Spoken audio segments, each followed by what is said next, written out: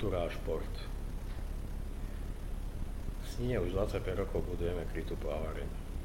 Virtuálne ste sa tam už kúpali všetci, aj vaši rodičia, a ja nedovolím, aby sa tam virtuálne kúpali aj vaše deti. Jednoducho, ja si myslím, že za 25 rokov tu mohli stať už 4 plavárne.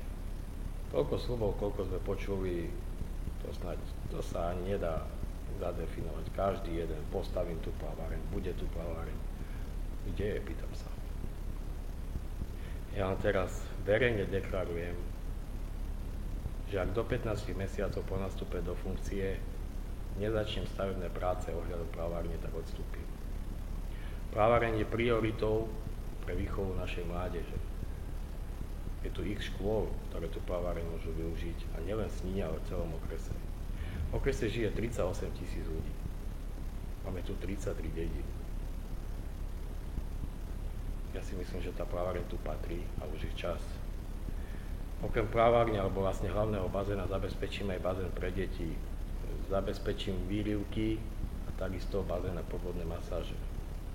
V spolupráci so zástupcami všetkých športových organizácií vytvorím spravodlivý systém financovania športu. Objem prostriedkov do športu zvýši, ale bude závisieť od kritérií, ktoré si dohodneme na začiatku.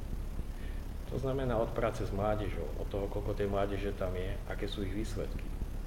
Že predsa nebudeme živiť niekoho, kto výsledky neprináša. Podporím šport v školách, lebo je to jeden z najdôležitejších prvkov pri budovaní zdravej mládeže. Pokiaľ ide o kultúru, posnažím sa sprístupniť kultúru všetkým ľuďom.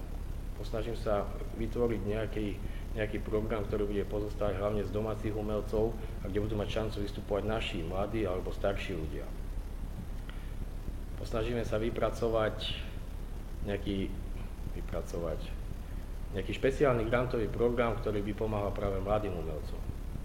Založíme sieň slávnych Sničanov, ľudí, ktorí niečo pre Sninu urobili, dokázali a ktorí tejto Snine pomáhajú alebo niečo obetovali pre túto Sninu. Takisto podporím Rockfest.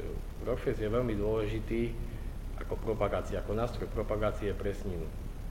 Boli by sme radi, keby ten Rockfest nabral trošku mohutnejšie rozmery a trošku aj viac propagoval, a aby sa odjalo od toho, čo ľudia chcú, čo naozaj ľudia na tom Rockfeste chcú mať, aby tie kapely a to všetko bolo prispôsobené tomu, čo ľudia naozaj chcú počuť. Čiže šport a kultúra budú top prioritami v prípade mojho zvolenia.